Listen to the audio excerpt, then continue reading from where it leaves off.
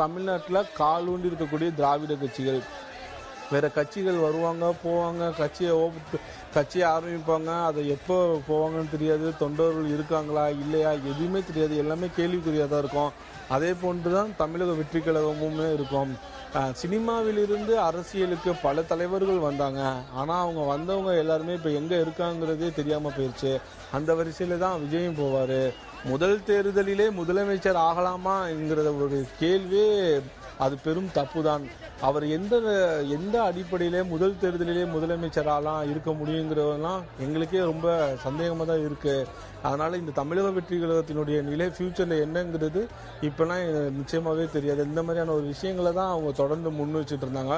But பல கட்சி தலைவர்கள், ஆளுங்கட்சியும் சரி எதிர்கட்சியும் சரி, தலைவர்கள் என்ன சொன்னாலும் எங்களுடைய பாணி இதுதான், என்னுடைய கொள்கை இதுதான்ங்கிற ஒரு அடிப்படையில் மிக தீவிரமாக கட்சியை ஆரம்பித்து தற்பொழுது 2வது மாநாடு நடத்தும் அளவிற்கு தமிழக வெற்றி கழகத்தினுடைய தலைவர் விஜய் இருந்துள்ளார்.